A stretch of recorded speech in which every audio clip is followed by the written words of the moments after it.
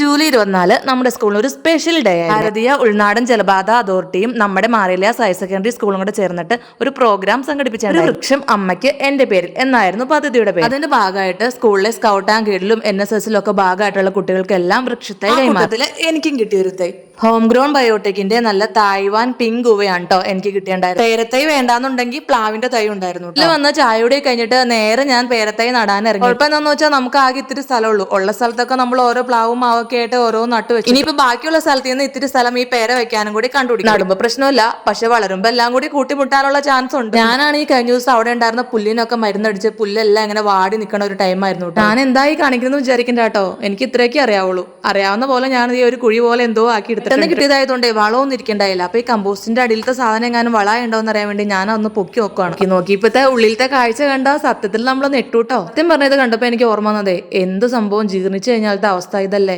അതിപ്പോ എന്ത് സഹായിക്കോട്ടെ, ചെടികളും വേസ്റ്റും തന്നെയാണ്. ഞാൻ പറഞ്ഞു കാട് കയറുന്നു, അതൊക്കെ പോട്ടെ. ഇനി നമ്മുടെ കമ്പോസ്റ്റിലോട്ട് വരാം. പക്ഷേ ഉണ്ടല്ലോ, ഞാൻ എടുത്തു നോക്കിയപ്പോ ഇത് അങ്ങോട്ട് സെറ്റ് ആയിണ്ടായില്ല. അതിൽ ഇപ്പോഴും കുറെ പുഴുക്കളുണ്ടായിരുന്നു. അതുകൊണ്ട് ഞാൻ അത് എടുത്തല്ലോ. ആ മോഹം ഞാൻ ഉപേക്ഷിച്ചു കേട്ടോ. പിന്നെ ഞാൻ വിചാരിച്ചു ഇതിവിടെ കുറച്ച് 19 വളമാണേ, ഇത് ഇങ്ങനെ കുറച്ച് ബക്കറ്റിൽ വെള്ളത്തിൽ കലക്കിയിട്ട് ചെടിയുടെ ചുവടിലോട്ട് കഴിച്ചു കഴിഞ്ഞാൽ ചെടിക്ക് നല്ലതാണെന്ന് കേട്ടിട്ടുണ്ട്.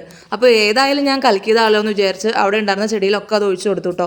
അതിൻ്റെ ഇടയ്ക്ക് ഞാൻ വീട്ടിലുണ്ടായിരുന്ന വേറൊരു പേരയ്ക്ക പറിച്ചിട്ട് അതിൽ പേരയ്ക്ക തിന്നുകയും ചെയ്തു. സത്യം പറഞ്ഞാൽ ഇതൊന്നും നല്ല പിങ്ക് പേരയ്ക്കയാണ്, പക്ഷെ അത് പഴുക്കുന്നതിന് ക്ഷമയില്ല. ഞങ്ങളൊക്കെ പറിച്ചു. വീട്ടിലുള്ള പേരയ്ക്ക് ഞാൻ പണ്ടേ വളം ഇട്ട് കൊടുത്തിട്ടുണ്ടായിരുന്നു കേട്ടോ, 19 അതുകൊണ്ട് തന്നെ അതിൽ നിറച്ച് കായുണ്ട്. വേറെ വളമൊന്നും ഇല്ലാത്തതുകൊണ്ട് ഞാൻ എന്തെങ്കിലും ആവട്ടെ എന്ന് വിചാരിച്ച് ഞാൻ അവിടെ ഇരുന്ന് ചകിരിച്ചോറ് ഇച്ചിരി വലിയ കാര്യമൊന്നുമില്ല അതിലേക്ക് ഇച്ചിരി ഇട്ട് കൊടുത്തുട്ടാ. ഞാൻ ഈ ചെയ്യണ രീതിയൊക്കെ തെറ്റാന്ന് എനിക്കറിയാം, പക്ഷെ എനിക്ക് ഇങ്ങനെയൊക്കെ ചെയ്യാനേ അറിയാവുള്ളൂ.